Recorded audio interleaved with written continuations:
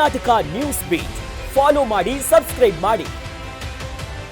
ನೋಡಿ, ಕಳೆದ 2023ರಲ್ಲಿ ಚುನಾವಣೆ ಆಗಿದ್ದಂತ ಈ ಶೃಂಗೇರಿ ಕ್ಷೇತ್ರದಲ್ಲಿ ಒಂದಿಷ್ಟು ಗೊಂದಲಗಳಿತ್ತು. ಶೃಂಗೇರಿ ಕ್ಷೇತ್ರದ ಅಂಚೆ ಮತಗಳ ಮರು ಎಣಿಕೆಯಲ್ಲಿ ಬಿಜೆಪಿ ಅಭ್ಯರ್ಥಿಯಾಗಿದ್ದಂತ ಜೀವರಾಜ್ ಅವರು ಗೆಲುವನ್ನ ಕಂಡುಕೊಂಡಿದ್ದಾರೆ.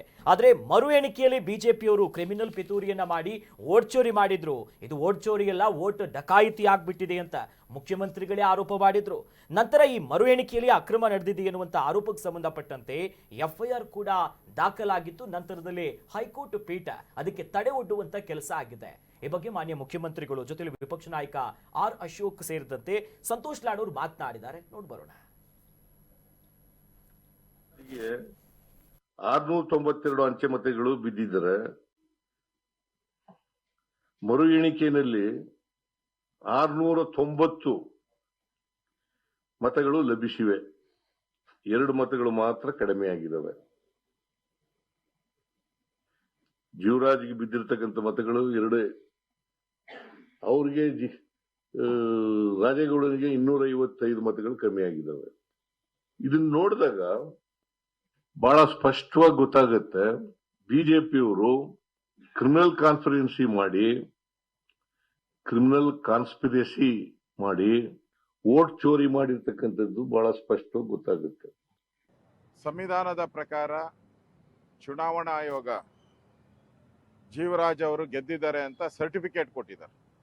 ಇಲ್ಲಿ ಸರ್ಟಿಫಿಕೇಟ್ ಇದೆ ನೋಡಿ, ಜೀವರಾಜ್ ಅವರಿಗೆ ಕೊಟ್ಟಿರುವಂತ ಸರ್ಟಿಫಿಕೇಟ್ ಇದೆ. ಚುನಾವಣಾ ಆಯೋಗ, ಸಂವಿಧಾನದತ್ತವಾದಂತ ಚುನಾವಣಾ ಆಯೋಗ, ಮುಖ್ಯಮಂತ್ರಿಗೂ ಇದೇ ಸರ್ಟಿಫಿಕೇಟೇ ಕೊಟ್ಟಿರೋದು, ಮುಖ್ಯಮಂತ್ರಿಗೂ. ಸೊ ಅವ್ರು ಕೊಟ್ಟಿರೋದ್ರಿಂದ ಸಿದ್ದರಾಮಯ್ಯ ಮುಖ್ಯಮಂತ್ರಿ ಆಗಿದ್ದಾರೆ. ಇಲ್ಲ ಅಂದ್ರೆ ಸಿದ್ದರಾಮಯ್ಯನೂ ಮುಖ್ಯಮಂತ್ರಿ ಇಲ್ಲ, ಈ ಸರ್ಟಿಫಿಕೇಟ್ ಇಲ್ಲ ಅಂದ್ರೆ. ಅದಾದ್ಮೇಲೆ ರಾಜ್ಯದ ಗೆಜೆಟ್ ಅಲ್ಲಿ, ಕರ್ನಾಟಕ ಸರ್ಕಾರದ ಗೆಜೆಟ್, ಅದರಲ್ಲೂ ಜೀವರಾಜ್ ಅವರು ಎಲೆಕ್ಟ್ ಆಗಿದ್ದಾರೆ ಅಂತ ಸರ್ಟಿಫಿಕೇಟ್ ಬಂದಿದೆ. ಖಾದರ್ ಅವ್ರಿಗೂ ಇದೇ ಸರ್ಟಿಫಿಕೇಟ್ ಮೇಲೆನೆ ಅವರು ಅಲ್ಲಿ ಕೂತಿರೋದು. ಅವಾಗ ಯಾರನ್ನ ಲೀಗಲ್ ಅಡ್ವೈಸ್ ತಗೊಂಡಿದ್ರ? ಕೋರ್ಟ್ಗಳಲ್ಲಿ ಯಾರನ್ನ ಹೋಗಿರ್ತಾರೆ, ಕೋರ್ಟ್ ಮೇಲೆ ಹೈಕೋರ್ಟ್ಗೆ, ಸುಪ್ರೀಂ ಕೋರ್ಟ್ಗೆ ಹೋಗಿರ್ತಾರೆ, ಅದೇನು ಲೆಕ್ಕ ಬರಲ್ಲ. ಇದು ಬ್ಯಾಲೆಟ್ ವೋಟ್ ಏನಿದೆ ನಿಮಗೆ ಗೊತ್ತಿದೆ. ಬ್ಯಾಲೆಟ್ ವೋಟ್ನಲ್ಲಿ ಏನಾಗುತ್ತೆ, ರಿಜಿಸ್ಟರ್ ಪೋಸ್ಟಲ್ಲಿ ಬರುತ್ತೆ, ಪ್ರಿಫರೆನ್ಷಿಯಲ್ ವೋಟ್ಸ್ ಇರುತ್ತೆ. ಆ ಪ್ರಿಫರೆನ್ಷಿಯಲ್ ವೋಟ್ಸು ಯಾರಿಗಾಗಿದೆ ಅಂತ ಆಲ್ರೆಡಿ ಕೌಂಟ್ ಆಗಿತ್ತು.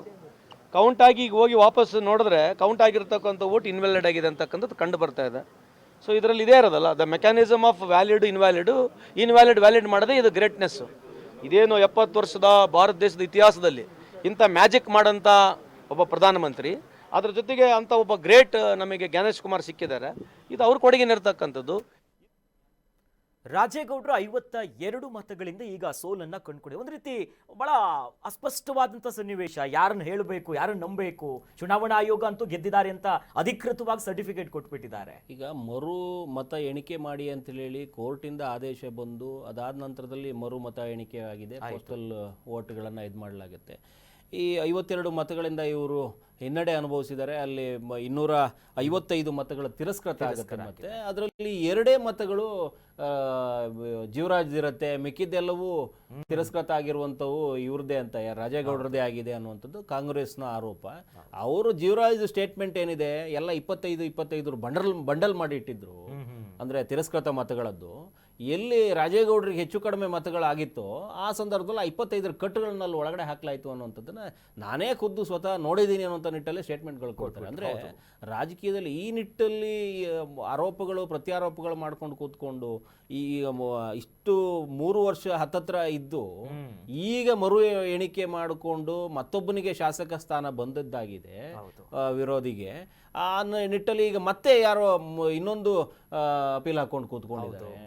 ಇದನ್ನು ಎಲ್ಲಿವರೆಗೆ ತಗೊಂಬಂದು ನಿಲ್ಸ್ಕೊಂಡಿದ್ದಾರೆ ರಾಜಕೀಯ ಅಂತಂದರೆ, ಇದನ್ನು ಓಟ್ ಚೋರಿ, ಓಟ್ ಡಕಾಯಿತಿ ಅಂತೆಲ್ಲ ನಿಂತ್ಕೊಂಡು ಒಂದು ಕ್ಷೇತ್ರವನ್ನು ಇದು ಮಾಡಿಕೊಂಡು ಇವರು ಪರಸ್ಪರ ಆರೋಪ ಮಾಡಿಕೊಂಡು ಇದೇ ಬ್ಯಾಲೆಟ್ ಮೇಲ್ಗಡೆ ಸ್ಥಳೀಯ ಚುನಾವಣೆಗಳು ಮಾಡಬೇಕು ಅಂತ ಮತ್ತೆ ಕೂತ್ಕೊಂಡಿದ್ದಾರೆ. ಅದೇ ಅನುಮಾನಗಳು ಇದು ಇವರು ಹಂಗಾದ್ರೆ ಇವ್ರಿಗೆ ಗೊತ್ತಿರುವಂಥದ್ದನ್ನೆಲ್ಲ ತಂತ್ರಗಾರಿಕೆಯನ್ನೆಲ್ಲ ಮಾಡ್ಕೊಂಡು ಕೂತ್ಕೊಂತಾರ ಅಂತ ಮತ್ತೆ ಇದೇ ಬ್ಯಾಲೆಟ್ ಪೇಪರ್ ಮೇಲ್ಗಡೆನೆ ಇವರು ಸ್ಥಳೀಯ ಸಂಸ್ಥೆಗಳದ್ದೆಲ್ಲ ಮಾಡಬೇಕು, ಚುನಾವಣೆಗಳನ್ನ ಎದುರಿಸಬೇಕು ಅಂತ ಬಿಟ್ಟು ಕೊಟ್ಟಿದ್ದಾರೆ.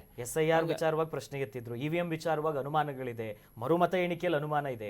ಈ ಬ್ಯಾಲೆಟ್ ಪೇಪರ್ ಹೆಂಗ್ ವರ್ಕ್ ಆಗುತ್ತೋ ನಿಮಗೆ ಈ ಸ್ಪಷ್ಟವಾಗಿ ಅವರೇ ಮುರಳಿಯವರ ಯಾರು ಈ ಸುಧೀರ್ ಕುಮಾರ್ ಮುರಳಿ ಅವರು ದೂರು ನೀಡಿದ್ದಾರೆ. ಜೀವರಾಜ್ ಮೇಲ್ಗಡೆ, ಚುನಾವಣಾಧಿಕಾರಿ ವೇದಮೂರ್ತಿ, ಜಿಲ್ಲಾಧಿಕಾರಿ ರಮೇಶ್ ಮೇಲ್ಗಡೆ, ಎಲ್ಲರ ಮೇಲ್ಗಡೆನೂ ಕಂಪ್ಲೇಂಟ್ ಮಾಡ್ಕೊಂಡು ಕೂತ್ಕೊಂಡಿದ್ದಾರೆ. ಇವ್ರನ್ನೆಲ್ಲರನ್ನೂ ಮೊದಲಿದ್ದಾಗ ಶಾಸಕ ಇದ್ದಾಗ ಇವ್ರ ಮೂರುಗಳದ್ದು ಆಯ್ಕೆಗಳೇ ಇರ್ತವೆ, ಅದೇ ನಿಟ್ಟಲ್ಲೇ ಕೆಲಸ ಆಗಿರುತ್ತೆ. ಈಗ ಹೈಕೋರ್ಟ್ ನಿರ್ದೇಶನದಂತೆ ಇದಾದಾಗ ಇವ್ರ ಮೇಲೆ ಕೇಸ್ ಹಾಕೊಂಡು ಕೂತ್ಕೋತಾರೆ ಅಂತಂದ್ರೆ ಇವರಿಬ್ಬರ ಮೇಲ್ಗಡೆ, ಅಂದ್ರೆ ಒಂದ್ಸರಿ ನೀವು ಅವ್ರು ನಂಬ್ತೀರಿ, ಒಂದ್ಸರಿ ನಂಬೋದಿಲ್ಲ ಅಂತ. ಸ್ಪಷ್ಟವಾಗಿ ಚುನಾವಣೆ ಎದುರಿಸಲಾಗಿದೆ ಅನ್ನುವಂಥ ಸ್ಟೇಟ್ಮೆಂಟ್ ಅನ್ನ ಇದೇ ಕಾಂಗ್ರೆಸ್ ಗೌರ್ಮೆಂಟ್ ಕೊಟ್ಟಿತ್ತು. ಇದೇ ನಾಯಕರುಗಳು ಮಾತಾಡಿದ್ರು. ಅಂದ್ರೆ ನಮ್ಮ ಮತಗಟ್ಟೆ ಸುರಕ್ಷಿತವಾಗಿತ್ತು, ಎಲ್ಲ ಭದ್ರವಾಗಿತ್ತು, ಆ ನಿಟ್ಟಲ್ಲಿ CCTV ಕ್ಯಾಮ್ರಾಗಳ ಅಡಿಯಲ್ಲೇ ಇದೆಲ್ಲ ಎಣಿಕೆಗಳಾಗಿದ್ದು ಅನ್ನುವಂಥ ನಿಟ್ಟಲ್ಲಿ ಮಾತಾಡೋದಾದ್ರೆ ಇವತ್ತೆಲ್ಲಿ ಹೋಗುತ್ತೆ ಆ CCTVಗಳು? ಇವತ್ತು ಸುರಕ್ಷಿತವಾಗಿರ್ಲಿಲ್ವ ಅಂತ. ಅಂದ್ರೆ ದ್ವಂದ್ವ ನಿಲುವಿಗಿದ್ದಾಗ ಏನಾಗುತ್ತೆ, ನಿಮಗೆ ನಿಮ್ಮ ನಂಬುವ ಸಂಸ್ಕೃತಿನೇ ಬಿಟ್ಟು ಹೋಗ್ಬಿಡುತ್ತೆ ಅಂತ. ನೀವು ಒಂದಕ್ಕೆ ನಿಲುವಿಗೆ ಬದ್ಧವಾಗಿಲ್ಲ ನೀವು ಅನ್ನೋಂಥದ್ದು. ಕಾಂಗ್ರೆಸ್ಸು ಕೂಡ ಅದೇ ನಿಟ್ಟಲ್ಲಿ ಮಾತಾಡುತ್ತೆ. ಈಗ ಎಲ್ಲವನ್ನೂ ಕೊಟ್ಟಾಗಿ ಇನ್ನೊಂದು 2 ವರ್ಷಕ್ಕೆ ಇರುವಂಥದ್ದನ್ನ ಈ ರೀತಿ ಹಂಚ್ಕೊಂಡು ಕೂತ್ಕೋತಾವೆ, ಮಾತುಗಳನ್ನ ಇದು ಮಾಡ್ಕೊಂಡು ಕೂತ್ಕೋತಾರೆ ಅಂತಂದ್ರೆ ಅಧಿಕಾರ ಮಾಡೋ ಕಡೆ ಮಾಡ್ತಾ ಇಲ್ಲ, ಮಿಕ್ಕಿದೆಲ್ಲವನ್ನೂ ಮಾಡ್ಕೊಂಡು ಕೂತ್ಕೋತಾರೆ. ಇವ್ರು ಯಾರನ್ನೋ ಉಳಿಸ್ಕೋಬೇಕು ಅನ್ನುವಂಥ ಭರದಲ್ಲಿ, ಯಾರನ್ನೋ ದೂರಬೇಕು ಅನ್ನುವಂಥ ಭರದಲ್ಲಿ ಇವರ ತನವನ್ನೇ ಬಿಟ್ಟು ಹೋಗ್ತಾ ಇದ್ದಾರೆ. ಇವ್ರು ಹೇಳಿದ ಸ್ಟೇಟ್ಮೆಂಟ್ಗೆ ನಿಂತ್ಕೋತಾ ಇಲ್ಲ. ಇವ್ರದೇ ಸ್ಟೇಟ್ಮೆಂಟು, ನಾವು ಎಲ್ಲ ಸುರಕ್ಷಿತ ತಾಣದಲ್ಲೇನೆ ಈ ಚುನಾವಣಾ ಮತಗಟ್ಟೆಯನ್ನು ನೋಡಿದೀವಿ ಅನ್ನುವಂಥದ್ದು ಸ್ಟೇಟ್ಮೆಂಟ್. ಯಾಕಂದ್ರೆ ಜೀವರಾಜ್ ಅವರಿಗೆ ಇವರು ಕೋರ್ಟ್ನಲ್ಲಿ ಪ್ರತಿವಾದ ಮಾಡಬೇಕಾದ್ರೆ ಅದೇ ಸ್ಟೇಟ್ಮೆಂಟ್ ಕೊಟ್ಟಿದ್ದಾರೆ. ಜೀವರಾಜ್ ಅವರ ಹೇಳಿಕೆಗೆ ಇವರ ಪ್ರತಿ ಹೇಳಿಕೆ ಏನಿತ್ತು ಅಂತಂದ್ರೆ, ಪ್ರತಿವಾದ ಏನಿತ್ತು ಅಂತಂದ್ರೆ, ಇಲ್ಲ ನಾವು ಸರಿಯಾದ ಇದರಲ್ಲೇನು ಮತಗಟ್ಟೆ, ಯಾಕಂದ್ರೆ ಆವಾಗ ಇವರು ಹೆಚ್ಚು ಸಂಖ್ಯೆ ಇತ್ತು. ಅವಾಗ ರಾಜೇಗೌಡರಿಗೆ ಹೆಚ್ಚುವರಿ ಮತಗಳಿತ್ತು. ಈಗ 52 ಸಂಖ್ಯೆ ಕಡಿಮೆ ಆದ ತಕ್ಷಣಕ್ಕೆ ಅದೇ ಮತಗಟ್ಟೆಯಲ್ಲಿ ಲೋಪ ಆಗಿದೆ ಅಂತ ಮತ್ತೆ ಡಕಾಯಿತಿ ಆಗೋಗಿದೆ ಅನ್ನುವಂಥದ್ದು, ಓಟ್ ಡಕಾಯಿತಿ ಆಗೋಗ್ಬಿಟ್ಟಿದೆ ಅನ್ನುವಂಥ ನಿಟ್ಟು ಎಲ್ಲಾರು ಮಾತು ನಾಲ್ಗೆ ಮೇಲೆ ನಿಂತ್ಕೊಂಡ್ಬಿಟ್ಟಿದ್ದಾರೆ. ಯಾರು ಕೃತಿಲಿ ಇಲ್ವೇ ಇಲ್ಲ. ಇವರು ಕೃತಿಗೆ ಬಂದಾಗ ಮಾತ್ರ ಏನಾದರೂ ಒಂದಷ್ಟು ಕೆಲಸಗಳಾಗ್ತವೇನೋ ಅನ್ನೋಂಥದ್ದು. ಎಸ್